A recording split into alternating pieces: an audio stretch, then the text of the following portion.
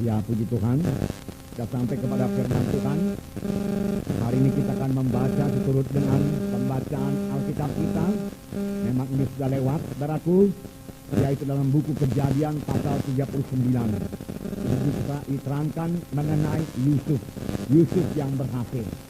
Sekali lagi saya ingatkan saudara, supaya sepanjang tahun ini kita terus membaca Alkitab kita.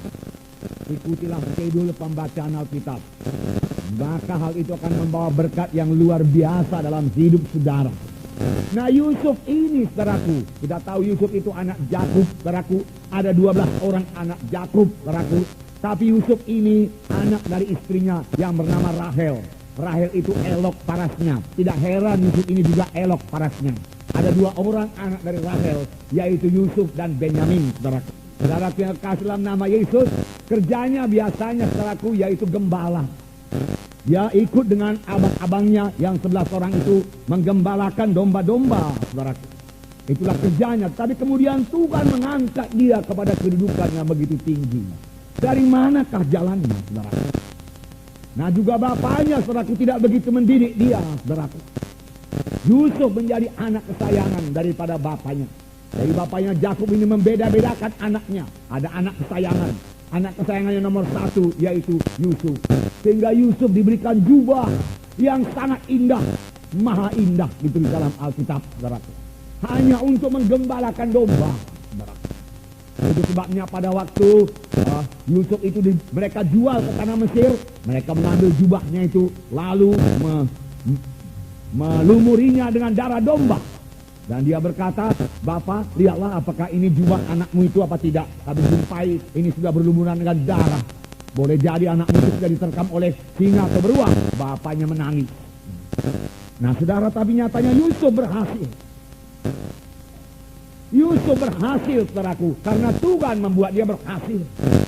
Sebenarnya pada waktu umurnya masih muda, 17 tahun, saudaraku, Tuhan telah menyatakan maksudnya kepada Yusuf. Yusuf beroleh mimpi, dan dia ceritakan mimpinya ini. Karena cerita mimpinya ini, saudaraku, saudara-saudara yang jadi cemburu kepadanya. 2 kali dia bermimpi, saudaraku. Dan itu menyebabkan dia mau dibunuh oleh saudara-saudaranya, saudaraku. Nanti kita baca, saudaraku. Jadi kita lihat kehidupan Yusuf itu. Dimulai dari seorang gembala, saudaraku. Kemudian dia dijual ke tanah Mesir. Kemudian jadi budak di rumah Potifar. Kemudian dia masuk penjara 13 tahun lamanya, saudara. Tetapi keluar dari penjara dia sudah jadi penguasa Mesir yang menyelamatkan seluruh bangsa Mesir dari kelaparan. Juga menyelamatkan bangsa Israel yang pada waktu itu masih sangat kecil, yaitu hanyalah Yakub dan anak-anaknya saja, saudaraku. Yang kemudian berkembang biak menjadi besar di Mesir. Puji Tuhan, saudaraku. Saudara, inilah dia riwayat kehidupan Yusuf, saudaraku. Mari kita baca dalam Kejadian pasal 39. Ini panjang ceritanya, saudaraku. Baik, kita baca mulai ayat 1 sampai ayat 23 bersama-sama. Adapun Yusuf telah dibawa ke Mesir, dan Potifar seorang Mesir, pegawai istana Firaun, kepala pengawal raja, membeli dia dari tangan orang Ismail yang telah membawa dia ke situ. Tetapi Tuhan menyertai Yusuf, sehingga ia menjadi seorang yang selalu berhasil dalam pekerjaannya. Maka tinggallah ia di rumah tuannya orang Mesir itu. Setelah dilihat oleh tuannya bahwa Yusuf disertai Tuhan, dan bahwa Tuhan membuat berhasil segala sesuatu yang dikerjakannya, maka Yusuf mendapat kasih tuannya, dan ia boleh melayani dia. Kepada Yusuf diberikannya kuasa atas rumahnya.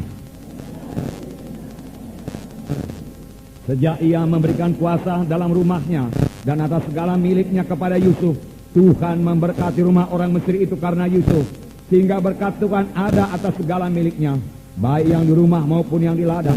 Segala miliknya diserahkannya pada kekuasaan Yusuf, dan dengan bantuan Yusuf ia tidak usah lagi mengatur apa-apa pun selain dari makanannya sendiri. Adapun Yusuf itu manis sikapnya dan elok parasnya. Selang beberapa waktu istri tuannya memandang Yusuf dengan berahi, lalu katanya, "Marilah tidur dengan aku." Tetapi Yusuf menolak dan berkata kepada istri tuannya itu, "Dengan bantuanku, tuanku itu tidak lagi mengatur apa yang ada di rumah ini, dan ia telah menyerahkan segala miliknya kepada kekuasaanku. Bahkan di rumah ini ia tidak lebih besar kuasanya daripada aku, dan tiada yang tidak diserahkannya kepadaku, selain daripada engkau, sebab engkau istrinya. Bagaimanakah mungkin aku melakukan kejahatan yang besar ini dan berbuat dosa terhadap Allah? Walaupun dari hari ke hari perempuan itu membujuk Yusuf, Yusuf tidak mendengarkan bujukannya itu untuk tidur di sisinya dan bersetubuh dengan dia. Pada suatu hari, masuklah Yusuf dalam rumah untuk melakukan pekerjaannya. Sedang seisi rumah, tidak seorang pun. Lalu perempuan itu memegang baju Yusuf sambil berkata, marilah tidur dengan aku. Tetapi Yusuf meninggalkan bajunya di tangan perempuan itu dan lari keluar. Ketika dilihat perempuan itu bahwa Yusuf meninggalkan bajunya dalam tangannya dan telah lari keluar, dipanggilnyalah si isi rumah itu. Lalu katanya kepada mereka, lihat, dibawanya kemari seorang Ibrani, supaya orang ini dapat mempermainkan kita. Orang ini mendekat di aku untuk tidur dengan aku, tetapi aku berteriak-teriak dengan suara keras. Dan ketika didengarnya bahwa aku berteriak keras-kerasnya, ditinggalkannya lah bajunya padaku, lalu ia lari keluar. Juga ditaruhnya baju Yusuf itu di sisinya sampai tuan rumah pulang. Perkataan itu jugalah yang diceritakan perempuan itu kepada Potifar, katanya, hamba orang Ibrani yang kau bawa kemari itu datang kepadaku untuk mempermainkan aku. Tetapi ketika aku berteriak sekeras-kerasnya, ditinggalkannya bajunya padaku, lalu dia lari keluar. Baru saja didengar oleh tuannya perkataan yang diceritakan istrinya kepadanya, begitulah aku diperlakukan oleh hambamu itu. Maka bangkitlah amarahnya. Lalu Yusuf ditangkap oleh tuannya dan dimasukkan dalam penjara ke tempat tahanan-tahanan raja dikurung. Demikianlah Yusuf dipenjarakan di sana. Tetapi Tuhan menyertai Yusuf dan melimpahkan kasih setianya kepadanya dan membuat Yusuf kesayangan bagi kepala penjara itu. Sebab itu kepala penjara mempercayakan semua tahanan dalam penjara itu kepada Yusuf, dan segala pekerjaan yang harus dilakukan di situ dialah yang mengurusnya. Dan kepala penjara tidak mencampuri segala yang dipercayakannya kepada Yusuf, karena Tuhan menyertai dia, dan apa yang dikerjakannya dibuat Tuhan berhasil. Haleluya, puji Tuhan. Saudaraku yang kekasih dalam nama Yesus, saudaraku, sebenarnya mimpi Yusuf ini adalah dari Tuhan. Tuhan memberitahu kepada Yusuf apa jadinya dan dalam kehidupan Yusuf. Hanya Yusuf ini kurang bijaksana. Dia ceritakan kepada saudara-saudaranya, yang membuat saudara-saudaranya ini benci kepadanya dan mau membunuh dia. Karena pada suatu kali Yusuf pergi melihat saudara-saudaranya di Dotan, lalu saudara-saudaranya melihat, mari kita bunuh dia. Itu dia orang yang berpakaian jubah yang elok itu, yang punya mimpi demikian-demikian. Mari kita bunuh dia dan kita katakan kepada bapak kita diterkam singa, dan kita lihat apa yang terjadi kepada mimpinya itu. Tetapi Tuhan melindungi Yusuf, saudaraku. Mereka tidak jadi membunuh Yusuf. Visi daripada Tuhan sangat perlu, saudaraku. Sepanjang kita terus pada jalan Tuhan dan tidak kehilangan visi daripada Tuhan itu, maka visi itu akan menjadi kenyataan dalam hidup kita. Kalau dahulu Tuhan memberikan visi melalui mimpi, saudaraku, sekarang kerap kali Tuhan memberikan visi melalui Roh Kudus. Roh Kudus yang bicara kepada kita. Aku memanggil engkau anakku jadi hambaku. Aku mau memanggil engkau membangun gereja. Itu visi, saudara, itu visi. Visi yaitu melihat ke depan. Apa yang belum kelihatan dengan mata badan. Tetapi Tuhan menyatakannya kepada kita. Kita melihat hal-hal yang belum jadi. Itu visi. Saudara, visi. Tuhan menyatakannya kepada kita. Dan ini sangat perlu, saudara. Melalui visilah Tuhan bekerja. Tuhan memberkati umatnya melalui visi umatnya itu. Iman juga demikian. Iman yaitu dasar dari segala sesuatu yang belum kita lihat dengan mata badani, tetapi sudah kita lihat dengan mata rohani. Itu maksudnya, saudaraku. Dan firman Tuhan berkata, tanpa iman mustahil, tanpa visi juga mustahil. Saudara punya iman sidang ini tahun depan menjadi 4.000, sekarang 2.000 orang, saudaraku, maka itu akan jadi. Saudaraku, memang perlu banyak akan kita kerjakan untuk mencapai visi tersebut. Tetapi semua itu harus dimulai daripada visi. Tanpa visi 4.000 orang, kita tidak akan mencapai 4.000 pada tahun depan. Semua dimulai daripada visi, saudara, visi. Setelah itu firman Tuhan berkata, saudaraku, tanpa visi binasalah bangsa. Tanpa penglihatan binasalah bangsa. Demikian kita harus mempunyai visi buat hidup rohani kita. Untuk bertumbuh dalam Tuhan, Misalnya saudara-saudara masing-masing, aku ini sudah anak Tuhan, biar aku punya visi membawa jiwa 1 orang per bulan. Itu visi. Visi 1 orang per bulan. Lalu hidup saudara mulai bergairah karena saudara mulai menuju kepada visi itu. Ada tujuan kita, saudaraku. Saudara misalnya 1 SKS berbelah jadi 2 SKS, saudaraku. Biarlah ini jadi visi kita. Masa kalau 1 tahun SKS tidak berbelah jadi 2, saudaraku. Saudara. Lalu pada tahun depan SKS kita akan sekitar 300 SKS. Dan ini tentunya bisa menampung lebih daripada 4.000 jiwa. Tapi semua itu dimulai daripada visi. Kalau ada visi demikian, SKS mempunyai tujuan. SKS menjadi bergairah. Pemimpinnya menjadi bergairah. Saudaraku. Anak-anak Tuhan di SKS itu juga tahu apa yang dia perbuat. Bahwasanya mereka semua harus bersaksi. Membawa jiwa-jiwa, saudaraku. Jadi dimulai dengan, saudaraku, visi, saudaraku. Haleluya, saudara. Itu harus hidup dalam hati kita. Tidak punya tujuan, saudaraku. Nah, visi. Demikian juga dengan berkat-berkat materi. Demikian juga dengan berkat kesehatan. Dimulai dari visi. Saudara sakit, lihatlah saudara sehat. Mengapa saudara lihat saudara sehat? Karena Tuhan berjanji oleh bilurnya kamu sudah sembuh. Lalu saudara mulai punya visi. Aku sehat, aku melayani Tuhan, aku bekerja ini, aku mempermuliakan Tuhan. Itu visi yang membuat hidup saudara berkembang. Walaupun pada saat itu penyakit masuk di dalam saudara. Penyakit itu akan kalah oleh visi. Karena kuasa Tuhan mengalir melalui visi kita, saudaraku. Puji Tuhan, saudaraku. Jadi punya visi. Atau saudara punya visi sebagai penginjil yang akan bergerak dari kota ke kota, yang disertai Tuhan dengan kuasa dan tanda ajaib, tanda mujizat. Karena memang saudara pun merasakan panggilan saudara adalah penginjil. Hidupkan itu dalam visi saudara. Saudara ingat siang, ingat malam, saudaraku. Saudara. SKS yang berbelah, ingat pada waktu malam, waktu mau tidur, saudara lihat SKS itu. Saudara yang membangun gereja, lihat gereja itu berdiri, saudaraku. Oh, itu visi, saudaraku, visi. Waktu Tuhan mau memberikan tanah Kanaan kepada Abraham, apakah kata Tuhan? Pandanglah ke utara, ke selatan, ke timur, ke barat. Lalu Abraham memandang ke utara, ke selatan, ke timur, ke barat.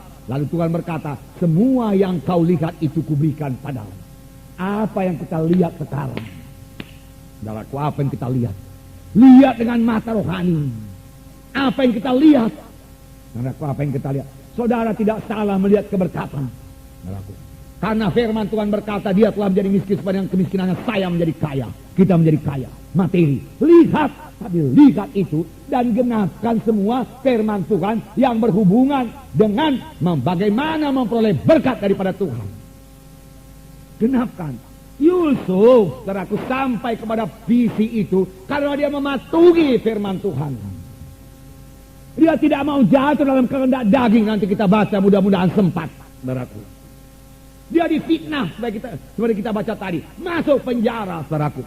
Sebenarnya hatinya bisa panas, saudaraku. Bisa mau membalas, saudaraku. Bisa berdoa kepada Tuhan. Tuhan, aku ini hambamu.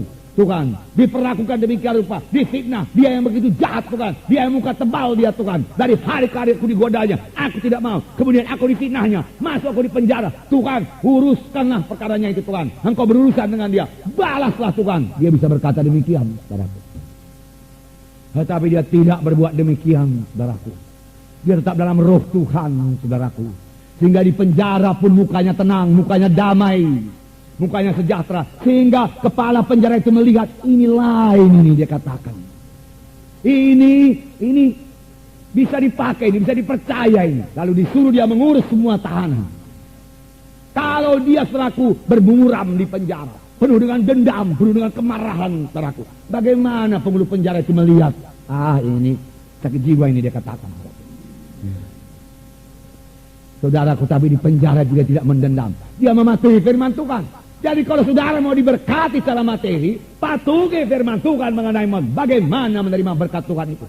Beri spek padamu diberi, beri persepuluhan, beri korban. Saudaraku, firman Tuhan tidak meleset, saudaraku. Puji Tuhan, Tuhan pasti mengenapkan firman-Nya. Haleluya buat Tuhan. Jadi punya visi. Beberapa anak-anak Tuhan, saudaraku, punya visi membangun rumah baru, punya visi buat itu, saudaraku, dahulu. sambil mohon pertolongan Tuhan, mohon campur tangan Tuhan. Karena firman Tuhan tadi berkata, maka Yusuf disertai Tuhan, sehingga ia selalu berhasil. Nasib kita berubah dalam Tuhan, sepanjang kita berjalan dalam roh Tuhan. Tapi kalau kita berjalan dalam daging, nasib kita tidak berubah, saudaraku. Saudara yang kasih dalam nama Yesus.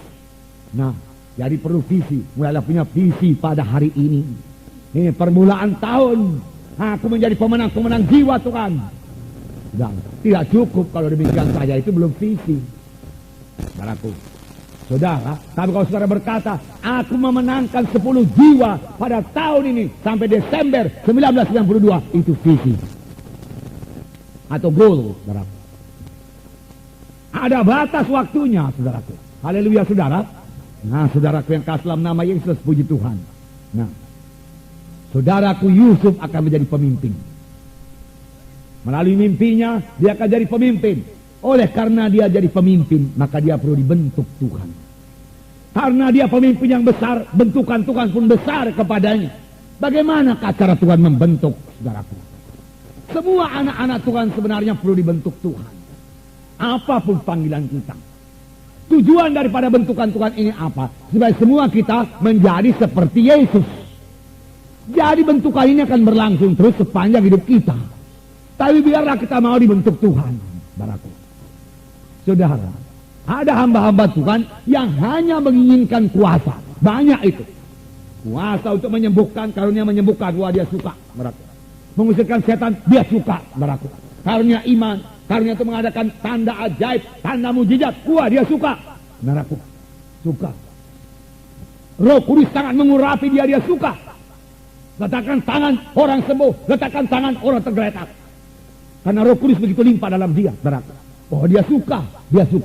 Tetapi dia kurang suka akan buah Roh Kudus. Kurang suka akan buah Roh Kudus. Buah Roh Kudus itu menghasilkan karakter. Karakter rohani. Saudaraku. Dua-dua harus kita miliki. Baik kuasa, baik karakter. Seimbang. Kalau mahasiswa yang sudah kita rema, dia belajar keseimbangan. Seimbang. Ada kuasa, ada karakter, saudaraku. Banyak hamba-hamba Tuhan jatuh, saudaraku, karena kurang dalam karakter, bukan kurang dalam kuasa. Saudara. Karakter ini buah Roh Kudus. Buah Roh Kudus ini supaya jadi dalam kehidupan kita memerlukan waktu. Kita harus diproses, saudaraku. Tapi kalau karunia Roh Kudus bisa berlaku dengan seketika. Kita mohon kepada Tuhan. Sama sebagaimana Elisa menerima mantel dari Elia. Dia terima mantel, dia belah sungai Jordan, terbelah. Itu kuasa. Diterima seketika. Saudaraku dan Tuhan memang tidak menyesal memberikan kuasanya. Bukan dia tarik lagi kuasanya. Enggak. Saudaraku tidak. Saudaraku. Tapi buah Roh Kudus enggak bisa demikian. Buah Roh Kudus dari hari ke hari bertambah-tambah, bertumbuh dalam kita. Sama sebagaimana buah pepaya, mulai bunga dulu, pucuk dulu, bunga dulu, kemudian muncullah buah pepaya yang kecil. Tetapi pada waktu musim panas, musim kemarau, saudaraku, akar daripada batang pepaya itu mencari air lebih dalam lagi. Dengan demikian pepaya itu menjadi kuat, tahan, saudaraku, tiupan angin, saudaraku, yang keras, tahan hujan yang keras, dia tidak roboh. Dan akhirnya buah itu bertambah besar. Akhirnya jadilah pepaya yang matang. Demikian jadilah anak-anak Tuhan yang dewasa. Melalui proses. Ada angin, saudaraku. Ada kemarau, saudaraku. Tetapi itu semua mematangkan anak-anak Tuhan itu. Haleluya, saudara. Pada akhir zaman ini, saudaraku, perlu sekali karakter itu bertambah-tambah nyata dalam hidup anak-anak Tuhan. Mengapa, saudaraku? Karena akhir zaman ini, saudaraku, kejahatan bertambah-tambah, saudara. Di sini dikatakan, lalu Yusuf ditangkap oleh tuannya dan dimasukkan dalam penjara, tempat tahanan-tahanan raja dikurung. Demikianlah Yusuf dipenjarakan di sana. Di mana dia dimasukkan? Dalam penjara, tempat tahanan-tahanan raja. Bukan penjara biasa, saudaraku. Bukan penjara biasa. Ya, penjara yang baiknya diberikan kepadanya. Di situ pun Tuhan menyertai Yusuf ayat 21. Tetapi Tuhan menyertai Yusuf dan melimpahkan kasih setianya kepadanya, membuat Yusuf kesayangan bagi kepala penjara itu. Kenapa? Karena Yusuf tidak membalas dendam. Yusuf tidak pahit hati, saudara. Yusuf tidak mendendam kepada istri Potifar. Dia tahu siapa Tuhannya. Tuhan tahu mengatur segala perkara. Dia pergi ke penjara dengan bersyukur kepada Tuhan. Aku tidak jatuh kepada dosa, Tuhan. Aku bisa membela kesucian-Mu. Aku menggemarkan Dikau, Tuhan. Aku berjalan dalam firman-Mu, Tuhan. Dia katakan, aku beserta dengan Engkau. Dan Tuhan menyertai dia. Di penjara itu pun dia senang. Di mana-mana senang kalau dekat dengan Tuhan. Sebab itu nyanyian kita berkata, hanya dekat Allah saja aku tenang, aku senang. Haleluya, saudara. Penjara pun berubah jadi sorga, saudaraku. Saudara, sebab Yesus ada di sana. Tapi istana sekalipun tanpa Yesus berubah jadi neraka kalau Yesus tidak ada di sana, saudaraku. Bersama dengan Yesus paling indah. Bersama dengan Yesus berarti bersama-sama dengan firman Tuhan, saudaraku. Dengan firman Tuhan. Bersama-sama dengan Roh Kudus. Jangan jual hak kesulungan saudara. Sama seperti Esau menjual hak kesulungannya. Kemudian dia menangis karena kehendak daging. Janganlah seperti Simpson. Janganlah seperti Simpson, saudaraku. Kalah oleh hawa nafsunya. Berkali-kali Tuhan berkata, tinggalkan dosa, tinggalkan dosa. Simpson terus juga hidup dalam dosa. Akhirnya dia tidak tahu Roh Kudus meninggalkan dia, Tuhan meninggalkan dia. Dan dia menjadi buta, matanya dicongkel, saudaraku. Sayang sekali, sayang sekali. Nah, saudaraku yang kasih dalam nama Yesus, jagalah hati Tuhan, saudaraku. Puji Tuhan, saudaraku. Nah, saudaraku, puji Tuhan, Yusuf tidak kehilangan Tuhannya, saudaraku. Walau dia kehilangan segala-galanya, saudaraku. Hilang harta, hilang kedudukan, hilang kesenangan, hilang makanan yang enak di rumah Potifar, saudaraku. Hilang, saudaraku, pemimpin, dia jadi pemimpin rumah Potifar. Hilang semua budak-budaknya, saudaraku. Tetapi dia tidak kehilangan Tuhan. Dan dalam penjara Tuhan mulai memberkati dia lagi, saudaraku. 13 tahun dalam penjara, kemudian Tuhan keluarkan dia jadi Perdana Menteri Mesir, saudaraku. Saudara, jadi jangan jatuh dalam kehendak daging. Jangan jatuh dalam kehendak daging. Kehendak daging bukan hanya hawa nafsu saja. Penyembahan berhala juga disebut kehendak daging. Saudara berkata, saya sekarang gak mau lah nyembah patung. Saya gak mau nyembah batu. Bukan dari situ, saudaraku. Setan pun tahu kalau dia mencoba saudara daripada menyembah berhala, menyembah patung, dia akan gagal. Setan pun tahu kalau dia mencoba Yusuf dari harta, menipu harta Firaun, mengkorupsikan harta Firaun, emas harta Firaun Potifar, saudaraku, ya. Harta Potifar, emas Potifar. Yusuf tidak mau. Dia cari jalan yang lain lalu kehendak daging, saudaraku. Lalu kehendak daging. Saudaraku yang kasih dalam nama Yesus. Boleh jadi dalam upacara-upacara adat. Dalam hal itu kita perlu berdiri tegas. Siapakah yang kita gemarkan? Saudara kita kah, famili kita kah, manusia kah, atau Tuhan?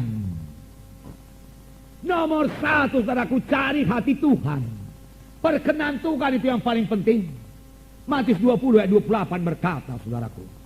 Matius 10 ayat 28. Saya bacakan.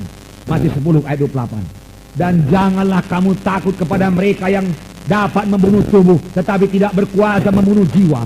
Takutlah terutama kepada Dia yang berkuasa membinasakan baik jiwa maupun tubuh dalam neraka. Galatia 1 ayat 10 berkata. Galatia 1 ayat 10. Sini dikatakan, jadi bagaimana sekarang? Adakah ku cari kesukaan manusia atau kesukaan Allah? Adakah ku coba berkenan kepada manusia? Sekiranya aku masih mau mencoba berkenan kepada manusia, maka aku bukanlah hamba Kristus. Sekali lagi. Jadi bagaimanakah sekarang? Adakah ku cari kesukaan manusia atau kesukaan Allah? Adakah ku coba berkenan kepada manusia? Sekiranya aku masih mau mencoba berkenan kepada manusia, maka aku bukanlah hamba Kristus. Carilah perkenanan Tuhan. Tidak ada persekutuan gelap dengan terang. Firman Tuhan berkata, carilah hati Tuhan, itu yang damai bagi saudara. Janganlah terlibat dalam kegelapan. Apakah persekutuan gelap dengan terang? Apakah persekutuan antara rumah Allah, saudara, adalah rumah Allah dengan rumah berhala? Tidak ada. Marilah berkenan kepada Tuhan dengan mengasihi Tuhan, dengan mematuhi firman Tuhan dalam hidup kita, dengan mengasihi sesama manusia, mengasihi sesama anak-anak Tuhan, dengan mengampuni, dengan memaafkan. Lalu persekutuan kita baik dengan Tuhan. Kalau persekutuan kita baik dengan Tuhan, maka persekutuan kita dengan sesama manusia juga baik. Haleluya, saudara. Nah, saudara yang kasih dalam nama Yesus, pujilah Tuhan, saudaraku, puji Tuhan. Nah, saudara yang kekasih dalam nama Yesus, ada dua pilihan selalu diberikan kepada kita, saudaraku, yaitu kita membalas dengan kehendak daging atau berjalan dalam roh. Saya ajak saudara berjalan dalam roh, karena itu akan membentuk saudara. Saudaraku, ada dua pilihan selalu, saudaraku, berjalan dengan roh atau berjalan dalam kehendak daging. Firman Tuhan berkata, jika kamu berjalan dalam kehendak daging, maka kamu akan mati kelak. Biarlah kita berjalan dalam roh. Galatia 6 ayat 8 berkata, Galatia 6 ayat 8, sebab barang siapa menabur dalam dagingnya, ia akan menuai kebinasaan dari dagingnya. Tetapi barang siapa menabur dalam roh, ia akan menuai hidup yang kekal dari roh itu. Menuai hidup yang kekal dari roh itu. Jangan berjalan dalam daging, tapi berjalan dalam roh. Kemudian Efesus 4 ayat 26 berkata, tinggalkanlah. Efesus 4 ayat 26, apabila kamu menjadi marah, janganlah kamu berbuat dosa, janganlah matahari terbenam sebelum padam amarahmu, janganlah beri kesempatan kepada iblis. Segera berdamai. Jikalau kamu berdoa, dia katakan, waktu kamu berdoa, kamu teringat ada saudaramu yang sakit hati kepadamu, tinggalkanlah mezbah persembahanmu, pergi berdamai dengan saudaramu lebih dahulu, lalu kembalilah ke doamu. Langsungkan kembali doamu, sambung doamu, dia katakan, saudaraku, saudara yang kekasih dalam nama Yesus, janganlah matahari terbenam, amarah belum padam, padamkan segera. Haleluya, saudara. Nah, ayat 31 berkata, segala kepahitan, apa saudaraku? Kepahitan, ya. Kegeraman, apa saudara? Kegeraman. Kemarahan, apa? Pertikaian, apa? Dan fitnah, apa? Hendaklah dibuang dari antara kamu. Diapakan? Dibuang. Demikian juga segala kejahatan. Jadi buang kepahitan. Mulai muncul kepahitan dalam hati saudara, buang, buang, keluar kau kepahitan. Katakan. Mulai diajak setan kita membalas dendam, menuntut, keluar kau setan, katakan. Haleluya, saudara. Aku mau mengasihi musuhku itu. Sebab firman Tuhan berkata, kasihi musuhmu. Kalau dia lapar, beri dia minum, makan. Beri makan, ya. Kalau haus baru beri minum, saudaraku. Nah, saudara. Nah, itu anak-anak Tuhan itu berjalan dalam roh. Itu kan membawa kesehatan bagi tubuh saudara. Haleluya. Membawa berkat dalam hidup saudara. Membawa kuasa Tuhan turun dalam hidup saudara. Bahwa saudara didengarkan Tuhan. Persekutuan saudara indah dengan Tuhan. Jangan membalas kejahatan dengan kejahatan. Kalahkan kejahatan dengan kebaikan. Nah, ini hidup anak-anak Tuhan. Kalau saudara hidup demikian, hidup saudara akan dibentuk Tuhan, dibentuk Tuhan. Tambah hari tambah seperti Yesus. Seperti Yesus. Janganlah garang menjadi anak Tuhan ini, saudaraku. Janganlah kejam menjadi anak Tuhan ini, saudaraku. Lemah lembut jadi anak Tuhan. Haleluya, saudara. Puji Tuhan, saudaraku. Puji Tuhan. Nah, saudara yang kekasih dalam nama Yesus, ayat 32. Tetapi hendaklah kamu ramah seorang terhadap yang lain, penuh kasih mesra dan saling mengampuni. Saling mengampuni. Apa, saudaraku? Saling mengampuni. Bagaimana Allah dalam Kristus telah mengampuni kamu. Pakailah ini, saling mengampuni. Alangkah indahnya hidup kita. Boleh jadi belum sepenuhnya ini jadi dalam hidup kita. Tapi hari ini marilah kita bertekad dan berjanji kepada Tuhan. Tuhan, aku mau hidup menurut roh-Mu, Tuhan, katakan. Masih banyak kekuranganku, Tuhan. Tapi apa yang ku tahu hari ini kubuangkan. Kepahitan yang ku tahu kubuangkan hari ini. Kemarahan aku tahu kubuangkan kemarahan. Kegeraman kubuangkan kegeraman. Kurang ramah aku, Tuhan, aku mau belajar ramah aku, Tuhan. Kurang mengasihi, aku mulai mengasihi, Tuhan. Kurang mengampuni aku, Tuhan, aku mulai mengampuni, Tuhan. Aku mau hidup pada jalan-Mu, Tuhan. Aku mau bertumbuh dalam Engkau, Tuhan. Aku mau kuasa-Mu, aku mau urapan-Mu. Katakan kepada Tuhan, sehingga Tuhan membentuk kita, saudaraku. Mazmur 37 ayat 8. Saya bacakan kepada saudara. Sama juga artinya, saudaraku. Mazmur 37 ayat 8. Saya bacakan kepada saudara. Berhentilah marah. Mari sama-sama kita baca. Mazmur 37 ayat 8, sama-sama. Berhentilah marah dan tinggalkanlah panas hati itu. Jangan marah, itu hanya membawa kepada kejahatan. Sekali lagi, berhentilah marah dan tinggalkanlah panas hati itu. Jangan marah, itu hanya membawa kepada kejahatan. Sekali lagi, berhentilah marah dan tinggalkanlah panas hati itu. Jangan marah, itu hanya membawa kepada kejahatan. 3 perkara. Berhentilah marah, tinggalkan panas hati, jangan marah. Haleluya. Praktekkanlah, mohon kuasa Roh Kudus, mohon kuasa Roh Kudus. Haleluya Tuhan. Samarawasan darawasi, Amsal 14, saudaraku. Roh Kudus menolong sekarang. Roh Kudus sudah turun di tengah-tengah kita, saudaraku, untuk membentuk kita yang sadar, saudaraku. Amsal 14 ayat 17, mari kita baca lagi. Mohon Roh Kudus menyadarkan kita semuanya, saudaraku. Amsal 14 ayat 17. Siapa lekas naik darah berlaku bodoh, tetapi orang yang bijaksana bersabar. Sekali lagi, siapa lekas naik darah berlaku bodoh, tetapi orang yang bijaksana bersabar. Yakobus 1 ayat 19-20. Yakobus 1 ayat 19-20. Terakhir.